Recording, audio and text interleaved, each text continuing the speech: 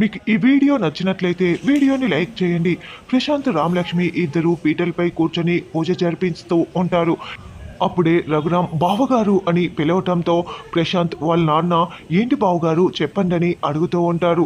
ఈ పెళ్ళికి ఎవరిని బంధువుల్ని బయటి వాళ్ళని పిలవద్దని చెప్పాను కదా, కానీ మీ పెద్ద కొడుకుని పిలవండి, ఈ పెళ్ళికి ఖచ్చితంగా మీ పెద్ద కొడుకు రావాల్సిందే అని రఘురాం అంటాడు.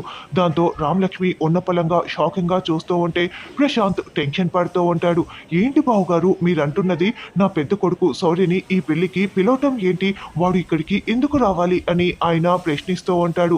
ఆల్రెడీ శౌర్య స్లీపింగ్ టాబ్లెట్స్ని దొంగతనంగా తీసుకువెళ్ళి ఊరవతలకి వెళ్ళిపోయి ఉంటాడు.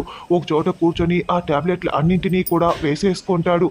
దాంతో కళ్ళు తిరుగుతూ ఇక కడుపులో ఏదో వికారంగా ఉండటంతో శౌర్య ఒక చోట కుదురుగా ఉండలేక అటు ఇటు తిరుగుతూ తూలిపోతూ కింద పడిపోతూ ఉంటారు. అప్పుడే ప్రశాంత్ వాళ్ళ నాన్న మాత్రం ఏంటి బావగారు, నా పెద్ద కొడుకు శౌర్య ఇక్కడికి రానవసరం లేదు, మీరు మళ్ళీ ఒకసారి ఆలోచించండి అని అంటుంటే, లేదు బావగారు, నేను చెప్పింది మీరు వింటున్నది కరెక్టే. నీ పెద్ద కొడుకు శౌర్య ఇక్కడికి వచ్చి తీరాల్సిందే.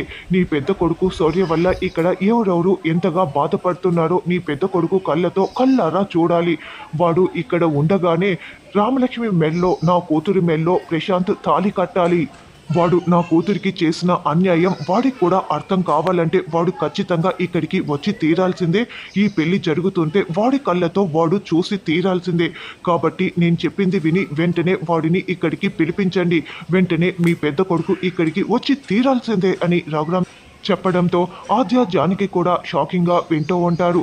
శౌర్య టాబ్లెట్లు వేసుకొని అక్కడ కింద పడిపోతూ రాలేని పరిస్థితిలో ఉంటే ఇప్పుడు వాళ్ళ నాన్న ఫోన్ చేస్తే శౌర్య ఎలా వస్తాడు? అసలు రామలక్ష్మి మెల్లో శౌర్యనే తాళి కడతాడా అన్నది రానున్న ఎపిసోడ్లో తెలుసు.